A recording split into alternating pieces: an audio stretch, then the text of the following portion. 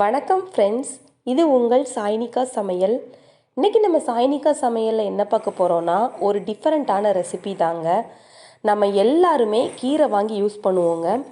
அந்த கீரையில் உள்ள இலையை நம்ம யூஸ் பண்ணிவிட்டு தண்டை தூர போட்டுருவோங்க. அந்த மாதிரி தண்டை தூர போடாமல் அந்த தண்டில் சூப்பரான ஒரு பொரியல் நம்ம செய்யலாங்க.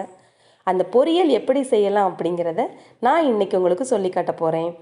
இந்த வீடியோவை பார்க்குறதுக்கு முன்னாடி நீங்கள் இன்னும் நம்மளோட சாய்னிகா சமையலை சப்ஸ்கிரைப் பண்ணலை அப்படின்னா மறக்காமல் சப்ஸ்கிரைப் பண்ணி வச்சுக்கோங்க. வாங்க ஃப்ரெண்ட்ஸ், வீடியோக்குள்ளே போகலாம். நான் இன்றைக்கி இந்த பொரியல் செய்கிறதுக்காக பாலக்கீரையோட தண்டு எடுத்திருக்கேங்க. நீங்கள் எந்த கீரைனாலும் எடுத்துருக்கலாம். இப்போது இந்த தண்டை குட்டி குட்டியாக நான் நறுக்கி வச்சுருக்கேங்க. இப்போது அடுப்பில் ஒரு பேன் வச்சுருக்கேங்க. அதில் ஒரு 1.5 ஸ்பூன் அளவுக்கு ஆயில் சேர்த்துக்கலாம்.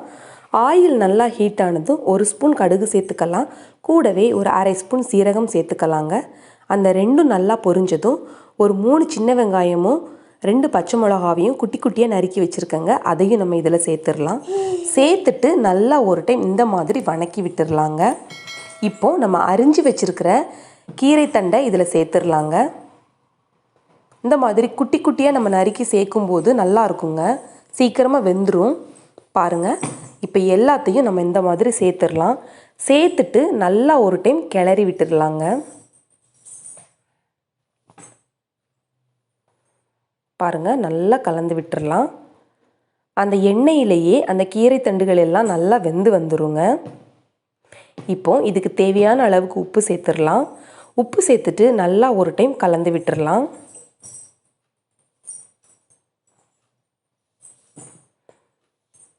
இந்த மாதிரி தண்டை நம்ம தூர போடாமல் அதுலேயும் நம்ம பொரியல் செஞ்சு சாப்பிட்லாங்க. ரொம்பவே டேஸ்ட்டாக இருக்கும், அதே டைம் ரொம்பவே ஹெல்த்தியாகவும் இருக்குங்க. இப்போ ஒரு 1/4 ஸ்பூன் மஞ்சள் தூள் சேர்த்துக்கலாம். சேர்த்துட்டு மறுபடியும் நல்லா ஒரு டைம் நம்ம கலந்து விட்டுறலாம். பாருங்கள், நல்லா கலந்து விட்டாச்சு. ஃபைனலாக கொஞ்சமாக துருவின தேங்காய் துருவல் சேர்த்துட்டு அந்த துருவல்கள் எல்லாத்தையும் நல்லா ஒரு டைம் கலந்து விட்டுடலாம்.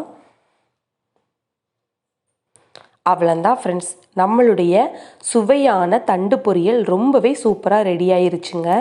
இந்த பொரியல் பார்த்திங்கன்னா டிஃப்ரெண்ட்டாகவும் இருக்கும், அதே டைம் ரொம்ப டேஸ்ட்டாகவும் இருக்குங்க. கண்டிப்பாக ட்ரை பண்ணி பாருங்கள்.